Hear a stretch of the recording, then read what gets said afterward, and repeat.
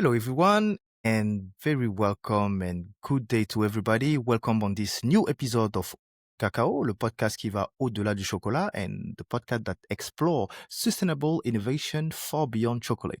I'm Willie Gabriel, and today we are crossing borders and discover how material innovation can transform our approach to agricultural resources. We have the great honor of welcoming Mr. Eric Logtens. We will call it by the name of Eric, founder and director of the Material Innovation Center in the Netherlands.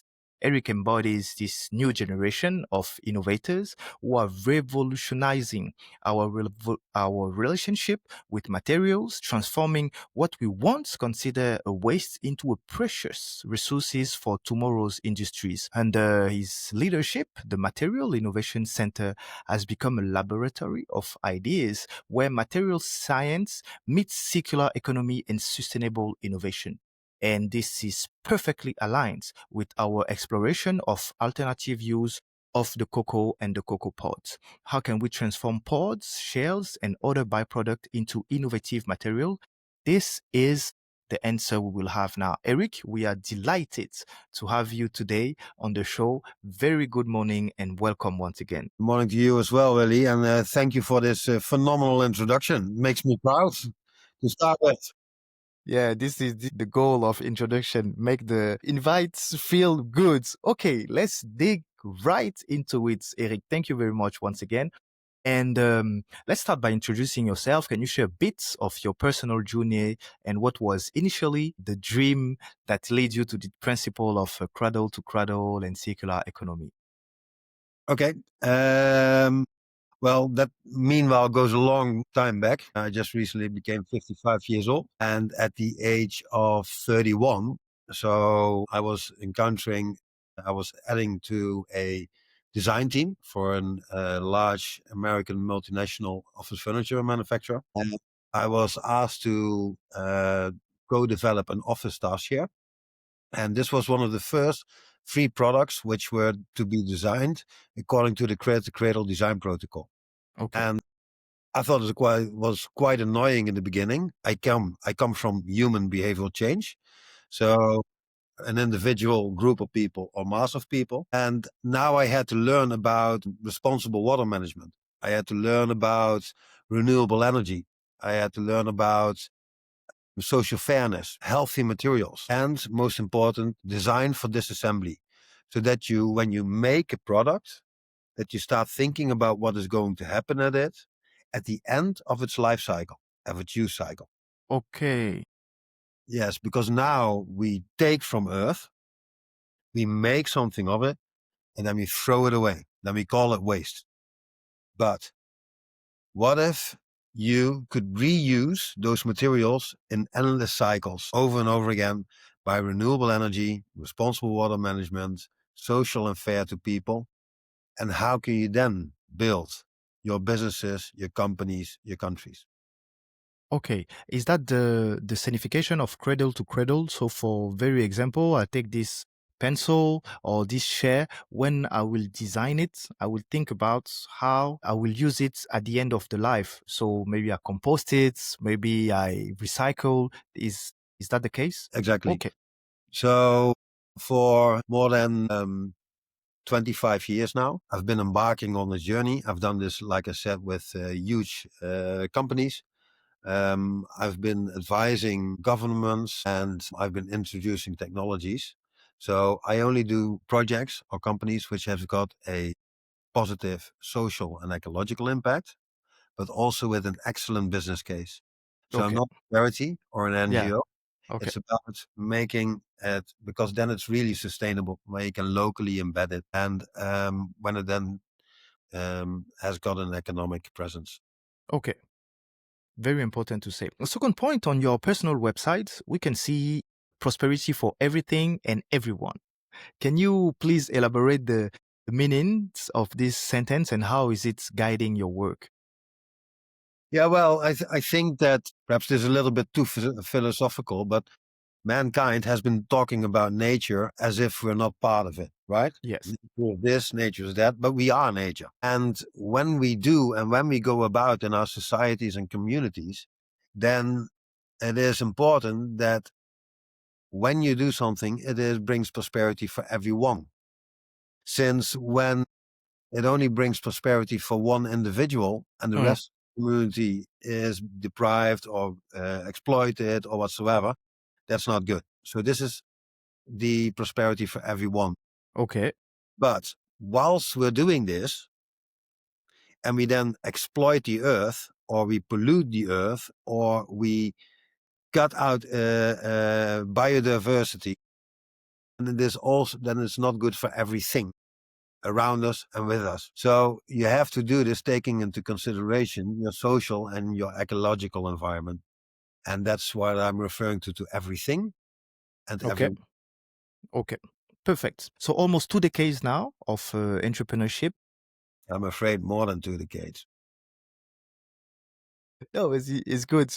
That would be really inspiring. Okay, just for our listeners, youngers and maybe less younger, what would be the most significant lessons for now that you learn in learning, building, and scaling up every single activity you made so far? Timing is everything.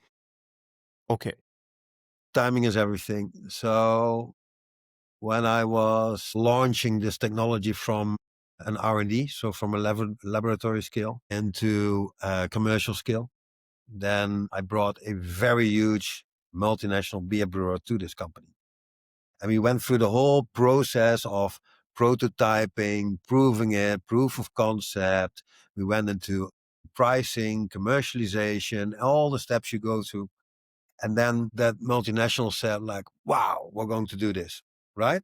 So we were launched on a global scale, but I brought the opportunity too early to the company because we didn't have the resources and the people to follow up. So we were way too small to handle a company like that. And a corporation at full speed doesn't have the time to stop down, Mm. go back into the sandbox, then learn how to crawl together, how to walk together, and then run together. They just go at full speed.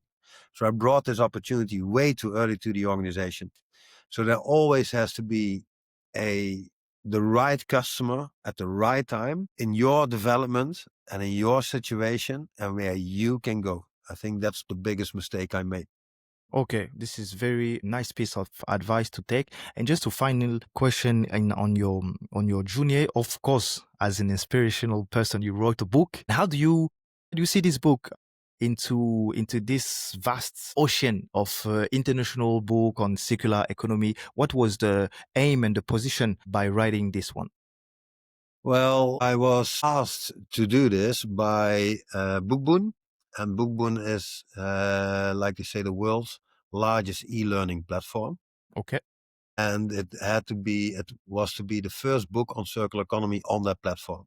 And I was in a phase where it was about like, okay, what am I going to do in the next few years? And I actually wanted to start writing. So literally in the weekend that I shared this with my family and with my brother, that I wanted to go write again. Then on Monday I got the phone call from Bookboon asking me if I wanted to do this. Stars were aligned, and I thought I'm going to do this like I'll write it in 2 weeks because I know what I want to talk about. okay, But really interesting is that after all these years, I had to go back to the very basics because it had to be written for people who have never heard about circular economy or never heard of about, course. you said, trade-off. But going back to the basis and then writing it that it becomes actionable and still pleasant to read it, that was the biggest challenge. But I had a lot of fun with it. But it's a couple of years ago now. So finally, how long did it take you? Well, I'm not going to share this. No problem. I think I wrote it within the scope of 3 months, but before it was published, it was more than 1.5 years. Okay. Okay. Perfect. Very, very interesting also. So, okay, let's go back into our second section of this interview, the Material Innovation Center. And this is the reason why I jump into you on LinkedIn, and I really wanted to first thing first know more about this initiative and then bring it to a large audience. So tell us now, you are co-founder. So what was and what is the vision behind the MIC, Material Innovation Center? And does it evolve since the creation up to now? Well, it's a foundation, right? So it is like a social enterprise, you could say, Mm, in English terms. But for me, I was, of course, very fortunate that I was so at the forefront of Create the Cradle and sustainability. Later in my career, when there was more need to have like social and responsible enterprises, there was more need of science and literature underneath it. So I was partially involved in the first steps and building blocks of the Ellen MacArthur Foundation. And out okay. of that foundation, the term circular economy came out. Okay. So I'm really a fossil in this world. Then I Not yet. built multiple companies which proven it. So really that you also can have a commercial success with this and that brings money. So for me, it was about a time about giving back. And I don't want to do anything which is small.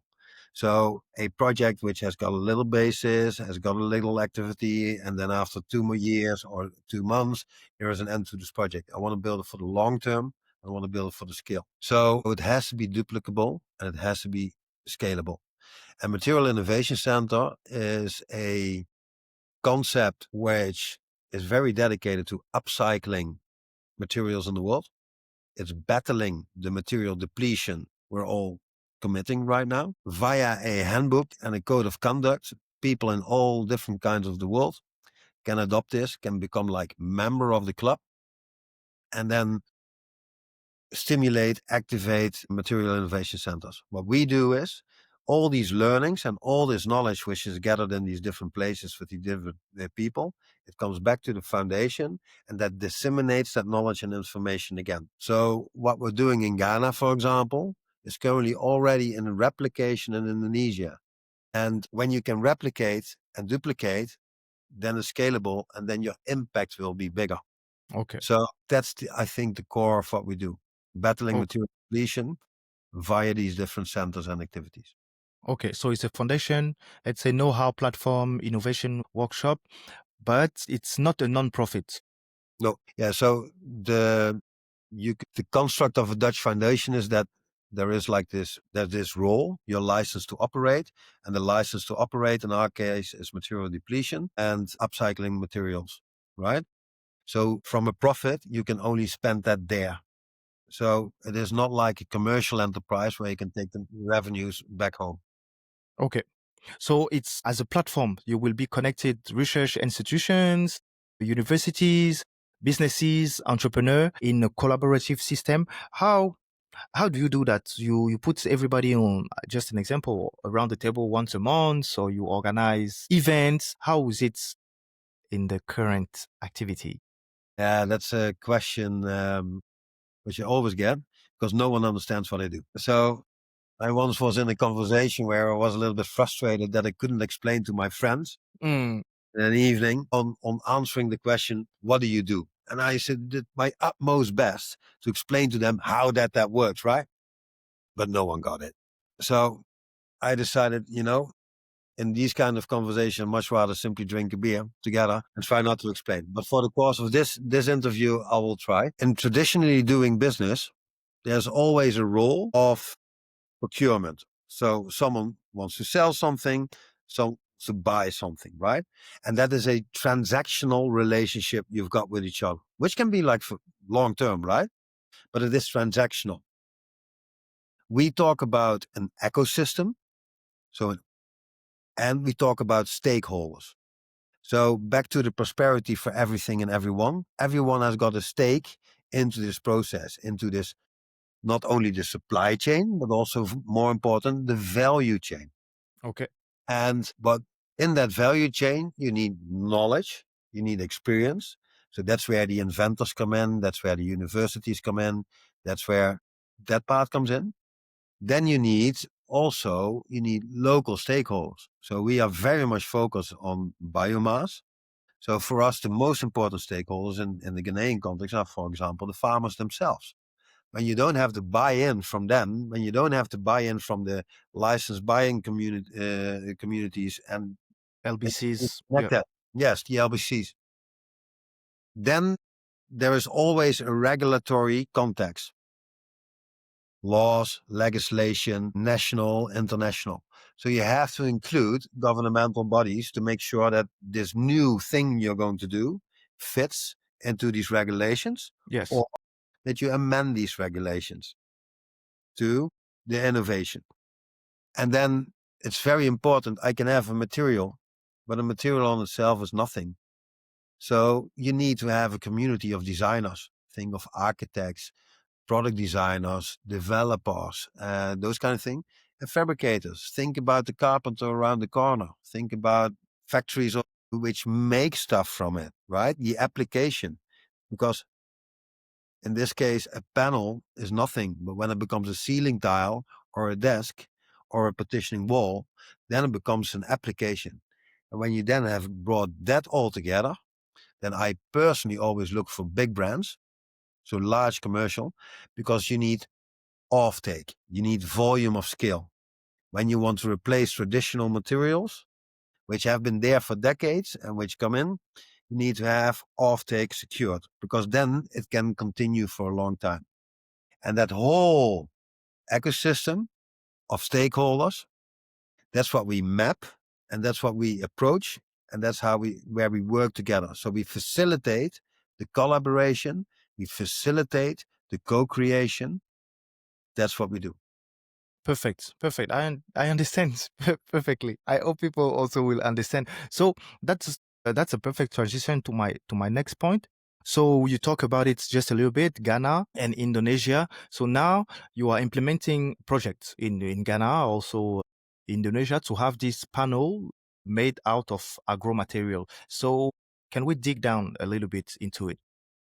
Yeah, so the project as such, it started almost 3 years ago, and there came a request to a company I was running at the time, where I was building at the time, where if we could take cocoa shell, so the shell around the bean, Okay. or cocoa pods, so the fruit, because different definitions are used for this.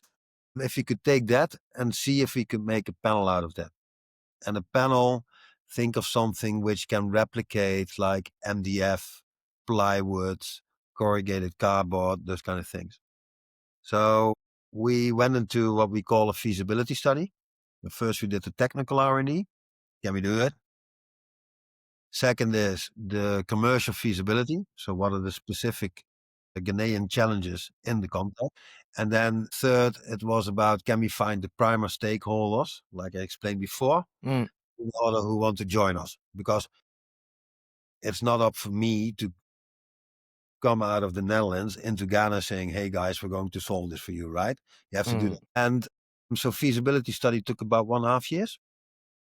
And we did the first applications of materials. We worked with the carpenters. We provided the material back. And then now we entered the phase of starting to the implementation, because it makes no sense to ship cocoa biomass waste streams from Ghana into the Netherlands where the facility is, and then ship the panels back and then apply them in school desks, mm, right? mm, mm, mm, mm. You have to have local manufacturing and local embediment. And we are now in the phase of seeding the market.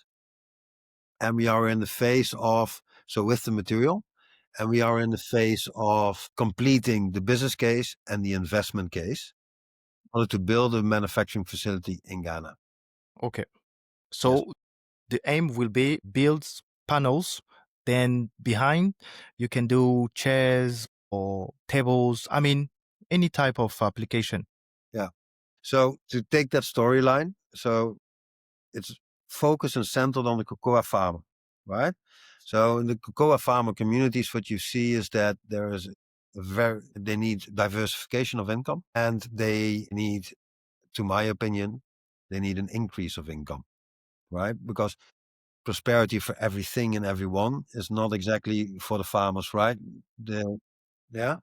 So what they now see as waste, what lies rotting on the land or what's being burned, yeah, that becomes a raw material. We will pay for the raw material, not the price of a kilogram of cocoa beans. Still, we will pay for that material, and it can follow the same supply chain. So at the farmers, I've got diversification of income and increase of income, right?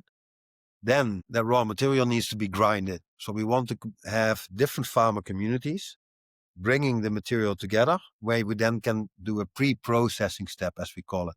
So we grind the cocoa pods, grind them to like small particles, less than 2 Okay. millimeters. Okay. That you then consolidate from different farmer communities to one place where we then will have a manufacturing facility. And we start small scale, so not fully automated, because when you don't fully automate it, then you've got diversity of income again. You increase and you have jobs. The same as with the grinding. True. And then that material will be applied with focus on the building and construction world. Reason why: Ghanaian population is growing. Ghana as a country imports almost 80% of all its building materials. So what you now have is, you, with all the respect, you import toxic Chinese cheap stuff. You've got no consistency of supply. So there's volatility of availability of the materials for building and construction. Then there are import duties. So what you pay is like a premium price in the Ghanaian context. When you can make these materials out of your own biomass in your own factory with your own people, and you then you learn how to apply and use them, then you don't have to deplete the resources of the world, of the earth. You're using what is there in abundance. You've got all these positive social impacts, and you're making a healthy material with no binder, no glue, no toxin off gassing, which you then apply. In this case, we started with school desks and with partition wall systems. And that needs to be supported by, as well, government, but also the clans, the chiefs. It also needs to be supported by the farmers themselves. They need to want it. And then with the soft commodity traders, which are active in the cocoa industry in Ghana, and the chocolate brands behind it outside of Ghana, that's where you build then the momentum. So we start with one, but the goal is to have multiple. Okay.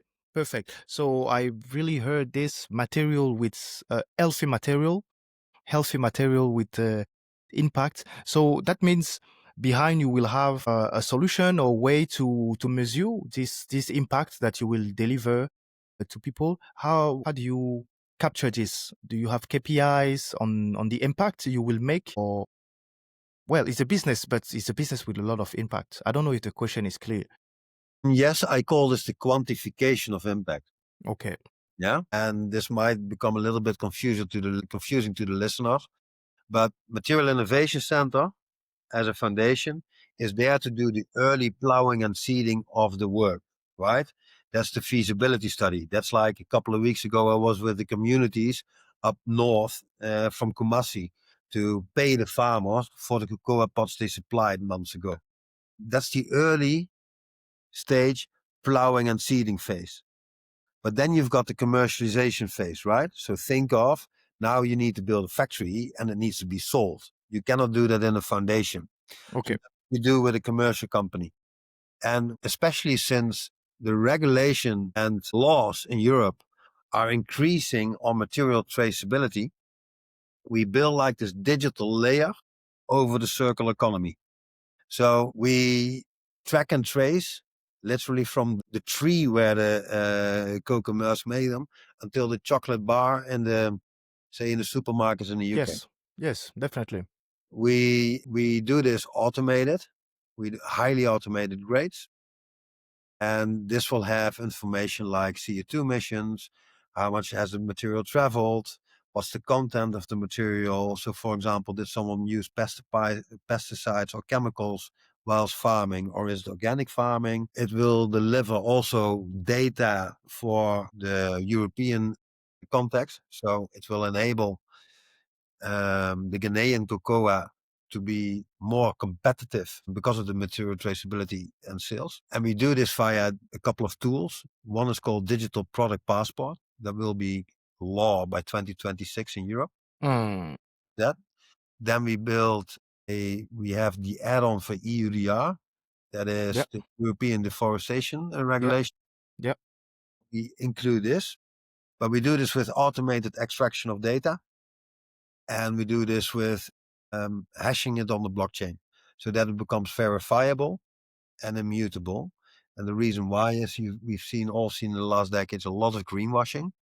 We want to be maximum transparent on the data, and then when someone wants to challenge it, they can show their data. I don't have. Okay. Okay. So everybody is aligned. So can we say that now the strategic priority for the MIC is to continue the development of this first technology? Do you have other circular solution or application into the boxes? Let's say. Which boxes do you mean in this case? I mean, into the starting block. Like, okay, you have this one. Yeah, it's your priority, and maybe you will tackle another waste. Let's say the juice or the shell or something else. Now, this is really about upcycling biomass materials Okay. from a farm. So we keep this laser focused. Cocoa, biomass, cocoa pod, cocoa shell, application panel application, building and construction, and structural models. So that's very laser focused. But there, of course, are many other materials where you can innovate. So what I can talk about now is we are working with technologies on algae for packaging. We're also working with technologies to not make it panels, but make it paper. So like normal paper. Okay. And that really is getting really momentum. So we're really trying to source now thousands of metrics of tons of cocoa shells out of Ghana. We have got applications or technologies which are more early stage to upcycle household plastic waste. So there are different things in the pipeline, but in this context, biomass, cocoa industry, building and construction. Yeah, very clear with all the pressing challenges working. I mean, working between two continents, it's never an easy thing. What would be now the most pressing challenges, like collecting the pods or the logistics to get the pods out in your point of view? No, there's only one challenge. We talked about one big challenge. We talked about behavioral change, right? And when you look specifically in the climate crisis, so Okay. don't look climate change, when you specifically look in the crisis, a lot of attention went to the transition of energy. So you come from oil and gas and you go into renewable energy from solar or wind or whatsoever. I think we've solved this for quite a long time, and we are now simply battling the amortization of the installed capital, right? Mm, A lot of money has been centered to go to drilling oil or pumping up gas. Then these investments, they need to capitalize on their money, and that's why innovation is stalled. Yeah, but the technical solution is already there. okay. What you see with going from a linear economic model, so you take, you make, and you waste, when the whole economic model is entered to that, then that's also how the model is financed. When you now say, I want to go into a regenerative economic system, so there's an infinite raw material, there's an infinite application, there is an infinite way of engaging with each other, then that needs a different economic financial approach. So what is the biggest challenge is that the financial industries, they are way behind on where the innovations and the technologies are. So it is very difficult to get these kind of initiatives financed. A tremendous amount of money available, especially here in Europe, Mm, trillions, but they've got the tax and the criteria of the old economy. And that money doesn't find the way to the right places. So to summarize, the energy transition that now has way beyond the tipping point. That's there. But money now needs to flow into real innovations based on not depleting the earth anymore from its resources. okay. And that is the biggest challenge we've got, Okay. getting to the money. And so to be clear and to bring all this data to people, this is why you put a point on bringing technology into those, let's say, innovation, digital platforms, blockchains. So Do you think it can accelerate the transition with to more circular economy? I think when you make a business case or a business plan, it doesn't fit a traditional Excel. No one will understand, right? So when I make sure that the data are evident and verifiable, then I've got way better arguments than that I say, well, I think I'm going to mitigate 1,000 tons of CO2, right? When I make it measurable and auditable, then on CO2, I can tag a market price on it, right? So when I know and when I can prove that I mitigate 1,000 metric tons of CO2, and that's worth like 50 euros per ton, then I've got 50,000 euros of economic value created. That's how we operate in this society in this current day and age, right? Mm. That's why it becomes so important. Otherwise, you're just chasing perhaps a dream, right? But then you have to no, I understand, and you have all this question of carbon credits also. So maybe I'm going out of the script, but is it something that will be part also of your reflection? Because now we can see that, for example, just an example, like doing biochar, taking out cocoa shell or cocoa pods and doing biochar, it's something that is eligible to receive carbon credits because you are not releasing MH4 or methane or CO2 into the atmosphere. Is this application that you are bringing to the world will have also this type of mechanism of taking some carbon credits? Well, that's old, right? So for me, that's not new. Might very well be that we will include it, but it's absolutely not a primary objective. Okay. Business case and the business plan already, diversification, income, increase of income, etc. And then the very simple, the sales price per square meter of the product output is already an economic viable model. But what I would like to add to this is that when you take the example you give on biochar, what you basically do is, I'm sorry, It's okay. I can pause it. It's okay. All right. So you were talking about the biochar. yes, the CO2 credits, right? And how you Yeah. then can find it. Yes. So in essence, yes, CO2 credits, that is something that we could absolutely be looking at, but it's not primary needed, right? It's already, the added value is already there in the diversification of income, increase of income, and the product, the output is economic viable price wise. I would like to add on the biochar you just mentioned. What you do is you make it waste to energy, right? And waste to energy is actually the lowest ladder you can do. Because think of this, when I first make it a panel or corrugate, I can use it for like 10 years in a desk or like 20 years in a wall. I embed the carbon. When I then take the wall out and I know that it has got no glues, no bind, no kind of, Nails. then I can still compost it again in the ground, or I can do waste to energy technologies on it. So this is how you think of in when do I cycle it what. So also to give like a negative, say there are still nutritions into the cocoa shell. When I put nutritions into the cocoa shell and I put them in the ceiling for 10 years, that's not good as well, right? So that's where we look at different technologies to see how we can optimize a value stream like this. And biochar is waste to energy, which is better than letting it rot on the land, Okay. but you can go higher levels before you make it biochar.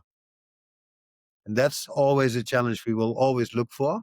And sometimes you solve it technology wise and sometimes not, right? Let's in this whole conversation keep absolutely in mind we haven't figured out everything as well. That's why we're looking at co-creation, cooperation. We will make mistakes when we build this factory locally. We will make mistakes. But how do you then do this? How do you value each other in that complete ecosystem? Yeah, this is very interesting. So perfect transition once again. So knowing that we are in the beginning of a process, we will make mistake again. How do you see then the material innovation and the circular economy sector? Let's say 5 to 10. But first thing first, when will the first panel, let's say when the first panel on a commercial point of view will be out? And then what will you see the trends and the shift into the next 5 to 10 years, let's say? Okay, well, on the specific on the technology, here in the Netherlands, this facility has been up and running for 2 years. So the applications are very wide, right? So they produce, they are applied, different kind of waste streams, different kind of raw materials. That's all done, right? So that's very important. That is what they call TRL 9. Okay. Okay. We're going to build a variant of that facility in Ghana. My goal is the fourth quarter of 2026 Okay. to start Okay. building and deploying. What is the one obstacle we have? That's the financing part. We need to have a financial close on this. When you're thinking in a bigger scale, so now because then you went to, okay, where is the circular economy over 10 years? I think as mankind in this day and age, we have two big tickets. And one is the whole artificial intelligence and the suite. We should have had as mankind 15 years ago the ethical discussions about it, but as mankind, we are different challenged to talk about these things. And the other one is material depletion, what I answered before. If we do not find a regenerative economic system where the commercial world is circular economy, then basically we will stall a lot. Think of me, please. When you look around in the room where you're sitting right now and you're wearing your earphones, you can turn on a light. We are connected via the microphone, your earbuds, and we are connected over a router via Wi-Fi. That all needs electricity, right? That electricity needs a transporter. So that's copper, Yeah. right? Yeah. When you then think of one building and how many kilometers of copper is going in that, and we all put that in plastic. How do you say it in English? We all have like plastic around it, right? That's the Yes. copper wire. Okay. Now I take down the building, I get the copper out, and what do I do then? I melt the copper. So I melt the plastic with the copper, which means that the copper is of a less quality than it was before. So it will decrease its level of how it can transport the electricity. Electricity. Okay. Now we've been building. We thought about 100 years ago, hey, copper is a nice conductor, right? So we almost depleted all the copper ore in the world. Gone. Say 20 years from now, gone. How do you build a house? How do you build this, right? So material depletion, when materials are less available, then supply chains are disrupted. They become more volatile. Where in our economic system, it's about continuity of supply, because otherwise a factory falls still. It cannot manufacture anymore. Or a construction place falls still, or doesn't matter. When you've got higher volatility of Supply and supply, material.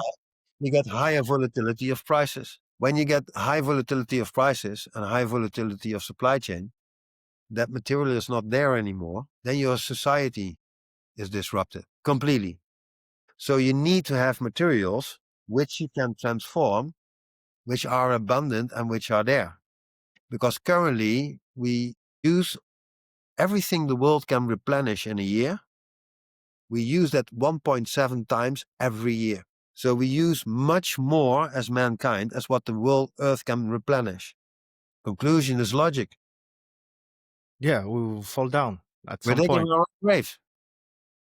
Great. So that's the biggest driver why Material Innovation Center, because there are phenomenal good ideas. There are great inventions. There are great technologies. And to build that in a regenerative economic system, a circular economy with prosperity for everything and everyone on a social, ecological, and economic side, that's what I'm building. That's why I get out of bed in the morning. That's a very nice reason to get out of bed in the morning. This is very impressive. And this is real message for young entrepreneurs. I mean, knowing that it's easy now. I mean, it's not easy, but now, well, when you think about, okay, I'm out of school, I want to start a new business. Normally we should almost go into something that will be at least cradle to cradle, because otherwise the next generation won't have enough resources to do whatever they want. But this is wow, this is very inspirational. So you're working with universities and young entrepreneurs and students to communicate them this passion, I want to say. Yeah, and but allow me to respond in this in a different manner, Please. right? Um, so in my travels to Ghana, got to know Valium as a friend. I got to know Clement Kwaku. He lives north of Dambai, Okay.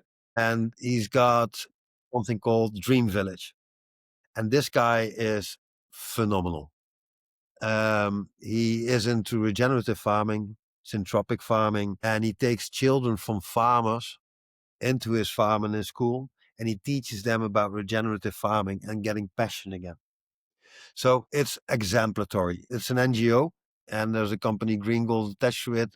So it really is about healthy products and food and learning them. But he shared a story with me, and I want to tag into this from the perspective of behavioral change. So my daughter Anne, at the same time, so you got Clement, right? And you got Anne. Anne is like 23 years old, Okay.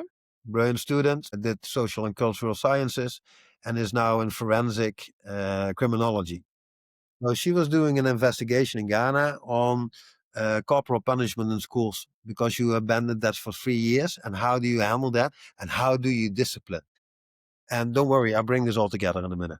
So she was busy with that. So I was observing a conversation between the two of them for 3 weeks ago now, up north in Dambai in Ghana. To have an alternative to corporal punishment in the old days, in recent decades, what teachers and people would say, you know what?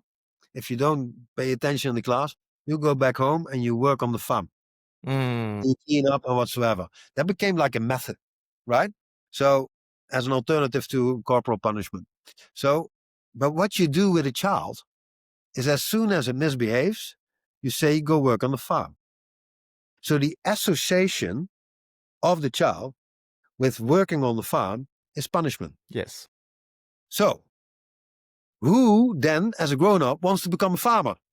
Nobody's. Because you've got a negative association with it based on something you thought it was positive while be educated and be in school.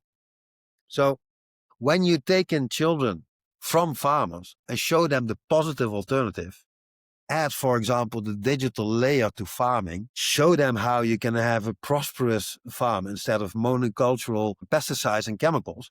That's when you propose the positive alternative. That is very valuable because then when you've got a more prosperous crop and you can harvest more, then the income increases as well. When you add knowledge and diversification, like working with these panels or paper whatsoever, then you build it again. Because at the end of the day, that's where you, in the Ghanaian context, really need your economic from. And yeah, sorry, I was driving off, but I wanted. No, no, no. It's very interesting. It's very interesting, and I can relate also because I was studying in France for the short story, and then like for 7 years or whatsoever, and then I decided that I wanted to study agriculture because this is how somehow my continent will raise. I mean, everywhere people need to eat, so I need to study it on very specific point of view into a university so I can bring some knowledge to the people. So I went to Portugal, I went to Lisbon and I studied agronomic over there. But I was born in 1990 and well, out of my generation, I don't know if I can count 3% that study agriculture. Everyone want to do something in agriculture. Everybody have land, parents have land, they have a place in the village whatsoever. But, in my school, I can see all my guys because I was, well, everywhere I went, actually. I went school in Cameroon, Gabon, then France, Portugal.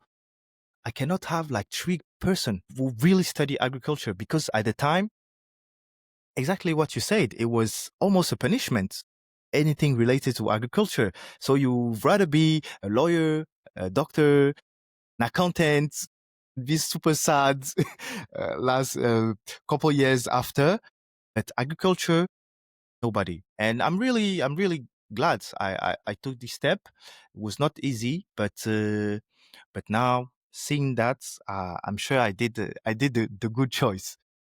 Well, I've been really traveling a lot in my last trip, right? So traveling by car up to north of Mumbai, then into Kumasi, then into the rurals of north of Kumasi, like 4 hours in the car on something which they call a road, but actually isn't. Um, Understand?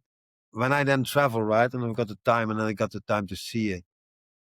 When you come to think of it in the Ghanaian context, and also Cote d'Ivoire, right, you've got such a lush country. Everything grows.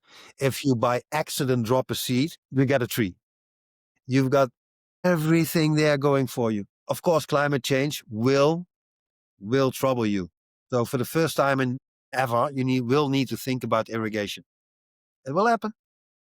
But still, it's the lakes, it's the soil, and whatsoever. And now I'm going to be the critical one. Everything grows there. And then I look there in the Kumasi region, and what do I see? Palm oil plantation.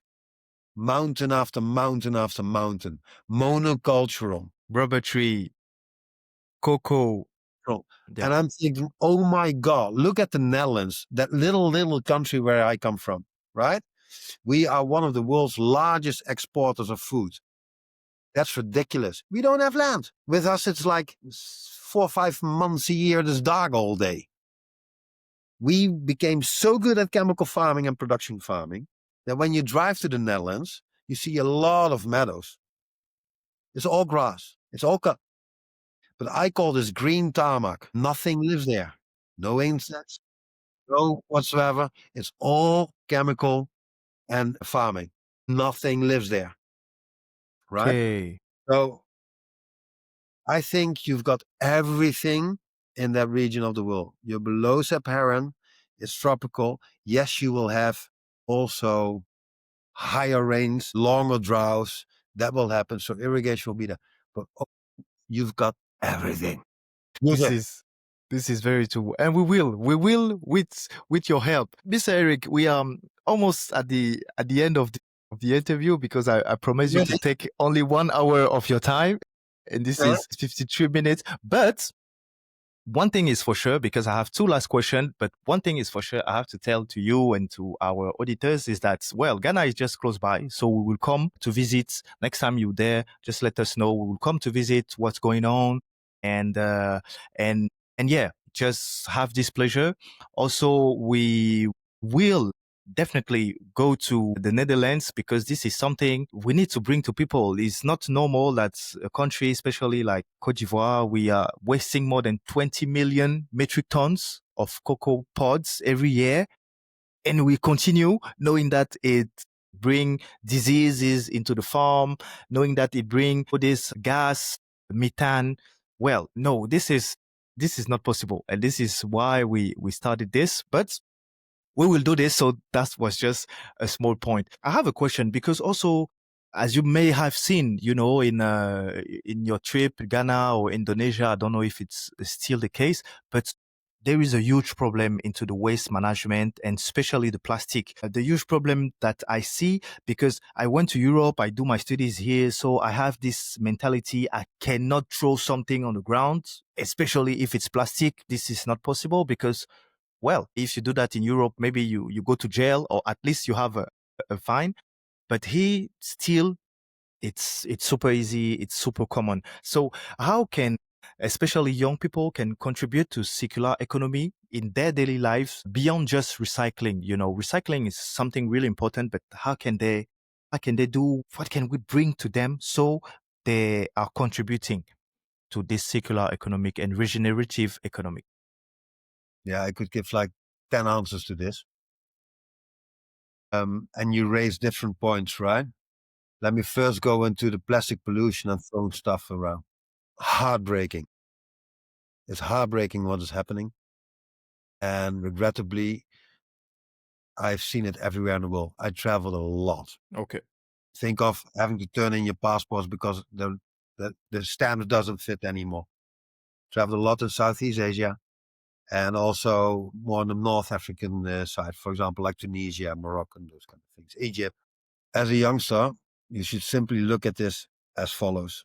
By doing this, plastic will always come back to you. Mm. It'll take decades, but it will enter your body because it becomes more and more small. It goes into your water system. It goes into your fish. You'll eat the fish and the thing. So on average, we've got like already, as mankind, we've got like a tablespoon of microplastics in our brain. We all do.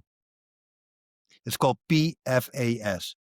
So whatever you throw away in a river or in on the ground, it will come back into your body. Might not be the exact same pace, but it will be another. So basically, we are intoxicating ourselves. It will hurt our immune system. It will hurt everything. Our fertility, everything. That's one. Second, when I send a picture, when I've been on a holiday, I send a picture of trees, of animals, of cocoa pods hanging and blushy on the trees. I don't send a picture postcard from plastic lying on the ground and in the water. We don't like it. No one likes it. We just want to ignore it because we want to have it easy. It's easy to throw it away. Third, it's extremely valuable what you're throwing away. There goes a tremendous amount of thinking and technology into plastics. Mm. When you keep plastics in a cycle and you use them, that's like a technological cycle, and you can reuse them, then you have value, right? So currently, PET, that's where your drinking bottles are making from. Yes. Yeah. The price of secondhand PET as a commodity is higher than virgin PET. Why throw it away? Wow. So there's value to it. You're intoxicating yourself and your family and your friends and your children, and it is terrible to live in and to see it. So that's my first answer to your question on the plastic pollution. I forgot the rest of the part of your question. No, it was really beyond just recycling, day to day in daily life to implement principle of circular economy. Yes, I think as a consumer, start with the following question. And I learned this from people. You can see references in the book. Ask what's in it. Ask what's in it. So when I take the laptop where we're talking through, it's got like 500 different materials all glued together. You can never get them apart. But let's make it more simple. When you are buying a cup of coffee on the street and it comes in a paper cup, what's in it? What's in it? Can you answer the question to me? When you buy cup of coffee, Yeah. and in a paper cup, Yeah. What's in it? you have this cellulose, and cellulose, I would say, like paper, cardboard. Yeah.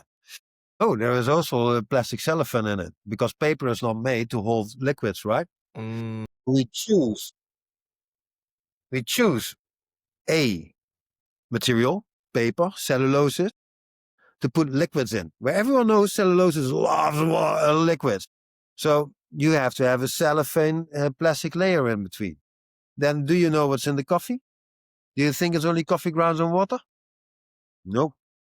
Perhaps the water is polluted, or a lot of coffee brands, they add stuff. Oh, there you go.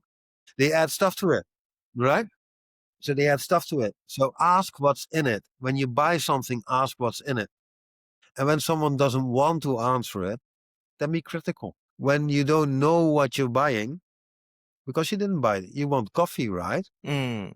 You didn't want the cup, and then you throw away the cup when your coffee is done, and you throw it in the street. So there goes the plastic. It will be there for 2,500 years, and you had fun about 10 minutes of that coffee. This is pretty impressive. For 20-minute coffee, then you pollute it for 2,000 years. Yeah. I don't know the biodegradability on it, just as a context. Yeah, I can see. So you go to the groceries and you buy yourself a lovely pineapple and a watermelon. You carry them in a plastic bag. It's like 200 meters. That plastic bag, the technology in the plastic bag, that it can carry a complete watermelon, right? Is that thin and still it can carry it. It's phenomenal technology, right? And then someone put it and masses, yeah? And you carry your watermelon, 300 meters. And then you throw the plastic outside in the garden in your house. You throw it in the water range. Now you put it in your trash. We can see And it it's here. We can see it. People cannot buy a single orange without asking for a plastic bag. They will buy just this pencil and they will ask for a plastic bag to carry it. Wow. We are starting from very far. But no, it's all behavior. And I think that would be a good closing. Okay. Because it's about behavioral change, right? And that has been the red line through my whole career. When I smash that down, I always just like my mantra. First, you need to know. You need to know about a plastic bag. You need to know about cocoa pods being raw material. You need to know about the impact of monoculture. You need to know about chemical farming. Then the second step is you have to want to change. You have to want to contribute to the wanting. That's the mental stuff. Then the third one, you need to be unable to. And that's where technologies come in, like where we come with the new technology of making the panels. Or that's where technologies come in, like we do everything wireless and we don't need the copper anymore, right? That's the enabling. So know, want. The fourth step is very simple. Just go out and do it. Ask what's in it. Don't accept it. Make a remark. Do it. Build your company, build that positive impact, build that product, and think about what's going to happen at it at the end of its life cycle. That's why you're going to do it. The next step is persist.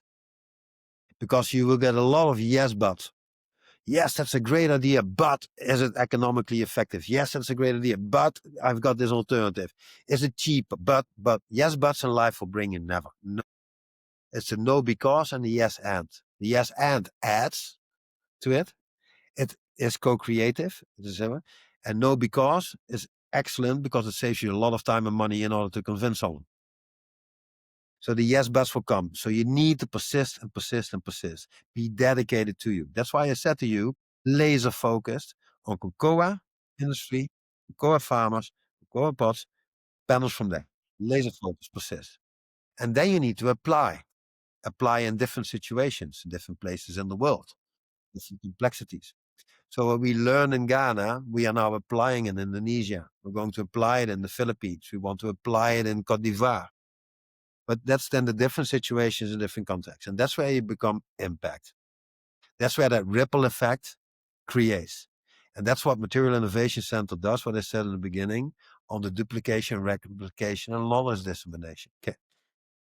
This is perfect, and this is the perfect conclusion, Eric. This conversation has been incredibly inspiring. So once again, very thank you. And I think like you've shown us like how material innovation can bring continent and transform what we consider waste into valuable resources. We have a clear path in developing also this critical thinking for us to always be, let's say, good consumer. Let's put it that way.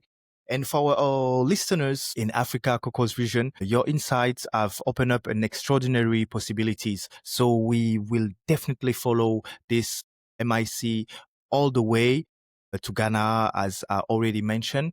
But once again, really thank you for shaping and giving us the possibility, because if you don't know, then you don't know. But now we can say that we know, and we have the opportunity also to shape tomorrow's material. So, ladies and gentlemen, that was the vision of a champion, the Material Innovation Center, where circular economy meets cutting edge science, and once again, perfectly aligns with our mission here at Autour du Cacao. Every single cocoa pods have the right to be turned into something even more valuable, and we should not stop this cradle to cradle critical way of thinking. Thank you very much, Eric, and see you very, very soon, either in Ghana or in the Netherlands, to see the following and the next steps of this amazing and inspiring adventure. Thank you very much. Thank you.